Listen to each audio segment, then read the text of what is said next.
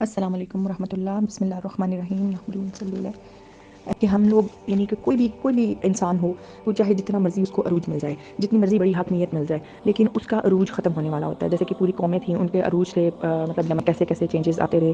وہ ہم نے دیکھا کہ ان کی ٹاک سے کہ پہلے کوئی ایک بادشاہ تھا، وہ اس کے بعد دوسرا بادشاہ آتا گیا اور وہ پہلے کو ہٹاتا گیا. کچھ کی پہلے غلطیاں تھیں، کچھ درمیان میں خانہ جنگی شروع کرتی. لیکن یہ ساری چیزیں جو ہیں وہ یہ پروف کرتی ہیں کہ ایک تو چینج کنٹینیوس آتا جاتا ہے، ٹھیک ہے، اور کچھ بھی مستقل نہیں ہوتا، تبدیل اور تغیر ہوتی رہتی ہیں ساری چیزیں جو ہے نا اس کے اندر. اور حاکم جو ہے by the end of the day آخر میں اللہ تعالیٰ ہی کی ذات ہوتی ہے، جس کی پوری کی پوری حکمیت ہوتی ہے. اس چیز کو ہمیں بھولنا نہیں چاہیے. اور دوسرے نمبر پہ وہی بات ہے کہ پستی بھی آئی، اور اس کے اندر جو ہے لوگ لاچاری اور پستی اس کی حالت میں بھی اللہ تعالیٰ ہی کے ساتھ جو ہے نا وہ کنیکٹڈ ہونا چاہیے ہمارا. نہ صرف یہ کہ اللہ کے ساتھ کنیکشن ہونا چاہیے، بلکہ اس چیز کو ختم کرنے کی کوشش بھی کرنی چاہیے. یہی نہیں کہنا چاہیے ہمیشہ کہ ہم پستی کی حالت میں ہیں تو ہم پستی کی حالت میں ہی رہیں گے، بلکہ اس کو ہمیں تبدیل بھی کرنا ہے ایموشنلی سوچ کے کہ ہم کس جگہ پر غلطی کر رہے ہیں.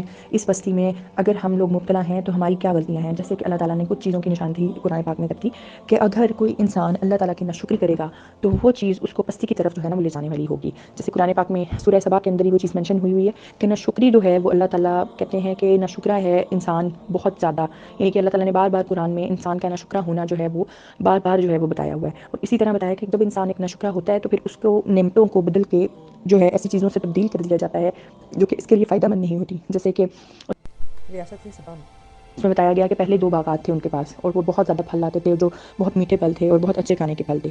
لیکن اس کے بعد کیا ہوا کہ جب انہوں نے ناشکری کی اور جب انہوں نے اللہ تعالیٰ کے حکموں کی عدولی کرنی شروع کی، تو پھر وہ پھل جو تھے وہ پھلدار درخت کی بجائے ان کو تھوڑ کے درخت اور ایسے درختوں میں تبدیل کر دیا جن کا کوڑوے کسیلے پھل ہونے شروع ہو گئے، یعنی کہ وہ فائدہ مند نہیں تھے ان کے لیے. اس سے ہمیں پتہ یہ چلا کہ اگر ہم لوگ ایک ایسی حالت میں زندہ رہیں گے جس میں مکمل بار بار ناشکری کری جائے گا انسان اللہ تعالیٰ کی، تو وہ ہماری نعمتوں کو ان چیزوں سے تبدیل کر دیں گے جو کہ ہمارے لیے فائدہ مند نہیں ہوں گی. تو یہ چیز ہمارے لرننگ پوائنٹ ہے، اسپیشلی اگر ہم اپنے پاکستان کے بارے میں بھی سوچیں اور دنیا میں مسلمانوں کے حالات کے بارے میں سوچیں.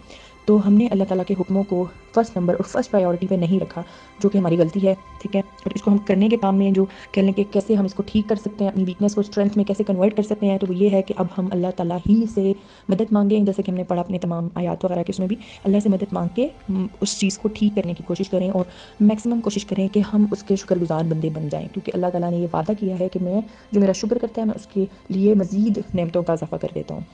تو یہ نعمتیں مطلب یہ دائمی نعمتیں ہوں گی. اوبیسلی ہمیں پتہ ہے کہ یہ صرف دنیا ہی کی نعمت نہیں ہوگی جس کے پیچھے ہم نے بھاگنا ہے. یہ ہمارا پرسپیکٹیو جو ہے نا یہ اب بالکل خراب کر دیا گیا ہے کہ ہم نے صرف اور صرف جو ہے نا وہ دنیا کے پیچھے بھاگنا ہے، دنیا کی تعلیم کے پیچھے، دنیا کی یہ فلانی چیز کے پیچھے، ہر چیز یعنی ایک اسٹیج سے دوسری کے لیے لپکنا ہے لپکنا ہے لپکنا ہے. جبکہ یہ ساری چیزیں کی گئی تھی وہ سابق ہوئے مغفرت اللہ کی طرف اور مغفرت کی طرف جو ہے وہ بھاگنے کی اور دوڑ کرنے کی جو ہے نا وہ کوشش کرنا چاہیے تھی انسان کو. اس کے لیے تیار رہنا چاہیے تھا، یہ کر دیا.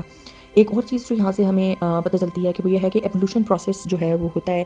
اب یعنی کتنی قومیں آئیں، اب ان کے نام و نشان مٹ گئے، جبکہ اللہ تعالیٰ نے بار بار ویسے قرآن پاک میں بتایا ہے ہمیں کہ اب سیر کرو پورے عرض کی، اور اس میں آپ تلاش کرو وہ نشانیاں اور وہ ریزنز تلاش کرو جن کی وجہ سے پچھلی قومیں جو ہے نا ان کو تباہ کیا گیا، تاکہ اپنے آپ کو ایموشنلی انٹیلیجنٹ کر کے اپنے آپ کو انالائز کر کے آپ یہ فیصلہ کر سکیں کہ ان کو اگر ان چیزوں پہ جو ہے وہ تباہ کیا گیا تھا، جو کہ اتنی بڑی بڑی قومیں تھیں جن کے نام و نشان پہلے اتنے بڑے تھے اور انہوں نے ایک پورے زمین کے خطوں کو جو ہے نا وہ کیا تھا کون کر، ان کو اگر ختم کر دیا گیا ہے تو پھر ہمیں بھی ختم کر دیا جائے گا ان تمام غلطیوں کے باعث جو وہ کرتے تھے. تو ہمیں وہ چیزیں ریپیٹ نہیں کرنی ہے. اس کے علاوہ یعنی کہ قرآن پاک میں ہر جگہ پہ مطلب قرآن پاک ہر چیز کا سر چشمہ ہے، ہم سمجھ سکتے ہیں اس چیز کو. اللہ کا ایک ایک لفظ جو ہے وہ پکڑنے اور لپکنے اور یاد کرنے کی چیز ہے.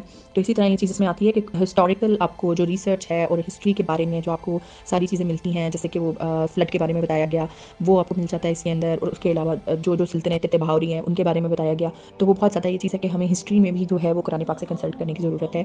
یہ چیز بھی ہمیں اس پروسیس میں یاد رکھنی چاہیے. Thank you so much.